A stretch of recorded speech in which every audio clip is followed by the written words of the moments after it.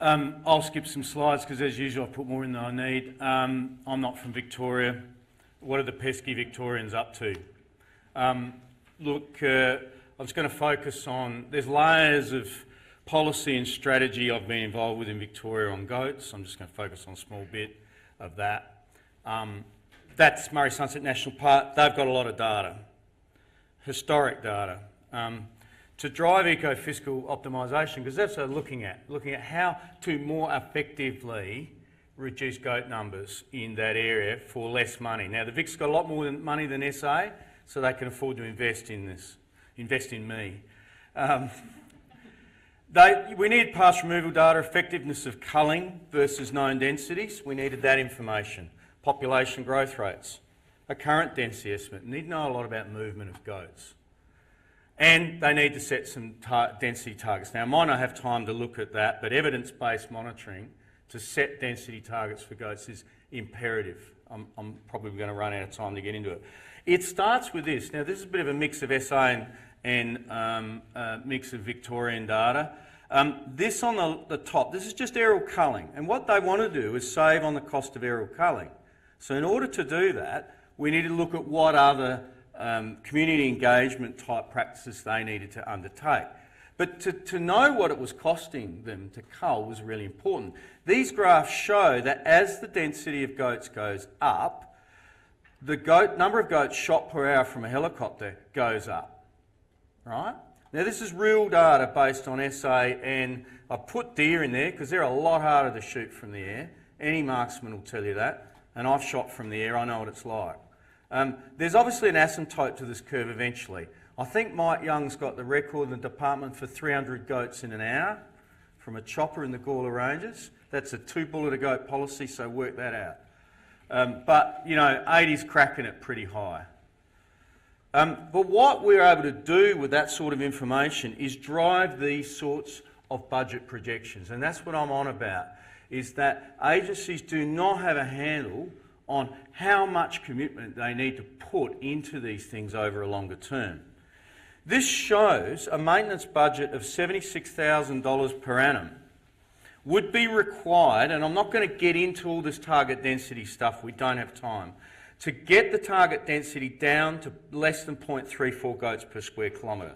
And there's evidence around the vegetation impact that above that, you know, there's a problem. Now that's a target density would be attained in 9 years, but they need to keep them down. Now, I'm talking about the red line here. The black line is the density outside of their management areas, because they need to be looking at the goats in the broader landscape, not just the goats in their target areas, which are around sensitive native vegetation and a few other things, malleefowl, blah, blah, blah. That's going to cost them $1.52 million over 20 years to do that. Now, if on the other hand we get the sporting shooters involved, now this surprised me because I've never been a big sporting shooters fan.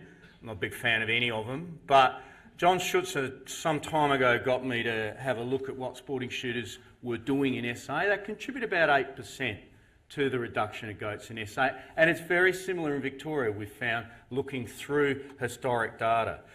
But it's changed my thinking about the use of these community groups, because that 8% doesn't sound like much, but it cuts their budget from the previous budget, 1.52 million, to 1 million over that 20 years. So for a mere 8% traction, that's not the effect that it has on population growth rate and immigration of goats into those target areas is actually worth the investment in time of staff into helping sporting shooters get there. And so much so they're looking at air-conditioned shearers' quarters and all sorts of things for them now. But anyone who knows anything about pest management will know that knockdown effects are really important. So if we add to that a knockdown effect, and you've got to have the money to be able to do it, and I know SA doesn't, but with a knockdown effect, you actually get down to a maintenance budget of $35,000 per annum and the traction of sporting shooters in that mix. So we drop a 20-year budget projection all the way down to 0.86 of a million. So what they're looking at is, well, maybe we should be giving sporting shooters more traction in that area. Now, there's problems with that's the way it goes. So, look, evidence-based monitoring is important. I've got a minute to talk about it, but I just want to bring up this diagram, and there's a few colleagues here who work with me in this. Greg Mitzi and Scott Jennings are here today. We found that if you're going to try and find evidence of the vegetation impact of goats, that it is too long a bow to draw to link broad-scale densities down here from aerial surveys directly to impact. What we need are these camera traps in the middle to look at activity, because it's the duration the goats are there, not just how many on those vegetation sites, that affects that. So just to get a single timestamp of aerial survey doesn't draw that relationship in. So when we found that when setting those target densities, we needed to have a local activity measure in between the broad-scale density estimates and our vegetation impact sites. Victoria rolling those out. We've been running vegetation impact sites since 2011, I think it is, in the Flinders and Gawler ranges for goats as well. Thank you.